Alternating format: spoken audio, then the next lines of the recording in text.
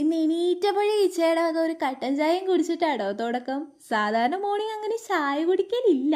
തൊണ്ടയ്ക്ക് ഒരു കരകരപ്പൊക്കെ തോന്നിയോണ്ട് ഇച്ച ഉണ്ടാക്കി തന്നതാട്ടോ.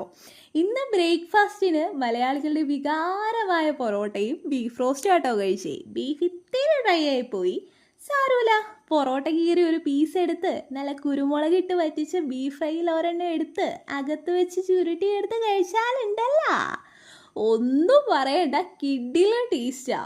10 മണിക്ക് ഇന്ന് ഡ്രൈഡ് ബ്ലൂബെറി ഉണ്ടായിരുന്നു, അത് കഴിച്ചു. ആകെ 2 കിട്ടിയുള്ളൂ, ബാക്കി മൊത്തം നാത്തു നിന്ന് തീർത്ത്. സാരില്ല, ഇമ്മക്കൊരു പ്ലം എടുത്ത് അഡ്ജസ്റ്റ് ചെയ്യാം. പൊറോട്ട ആയതുകൊണ്ട് വലിയ വിശപ്പൊന്നും ഉണ്ടായിരുന്നില്ല കേട്ടോ. ചോറിന് ഇന്ന് കൊഴുവറുത്തതും മുളകിട്ടതും ആയിരുന്നു ഉണ്ടായിരുന്നേ. നിങ്ങൾക്ക് കൊഴുവ എന്ത് ചെയ്യണതാ ഇഷ്ടം? എനിക്ക് പീര വറ്റിക്കണതാ ഇഷ്ടം. പക്ഷെ എന്ത് ചെയ്യാ, തേങ്ങ ഒതുക്കാൻ മിക്സിയിലിട്ടപ്പോഴേക്കും കറണ്ട് പോയിന്ന്. അതുകൊണ്ട് ഇപ്പം ഇങ്ങനെയാക്കി. ഈവനിങ് ഇന്ന് ചക്കയും ബീഫും മെഴുക്കുവരട്ടിയായിരുന്നു കേട്ടോ ഉണ്ടായിരുന്നേ. രാവിലെ പോയപ്പോൾ എല്ലി കിട്ടാത്തതുകൊണ്ട് ഉള്ള ബീഫ് എടുത്ത് ഇങ്ങനെ സെറ്റാക്കി തന്നതാട്ടോ. കഴിച്ചു തീരാറായപ്പോഴാണ് വീഡിയോയുടെ കാര്യം ഓർത്തേ. അതാട്ടോ ഈ കോലം. അത്താഴത്തിന് ഇന്ന് ചോറിനൊപ്പം മോരുകാച്ചിയതും ബീട്രൂട്ട് തോരനും ബീൻസ് തോരനും ചക്കക്കുരു പാവയ്ക്ക മെഴുക്കുവരട്ടിയും ചോറുക്കയിലിട്ട നാരങ്ങ സവാളയും മുളക് പൊടിയും ഒക്കെ ഇട്ട് തിരുമീതും ആയിരുന്നു കേട്ടോ ഉണ്ടായിരുന്നേ.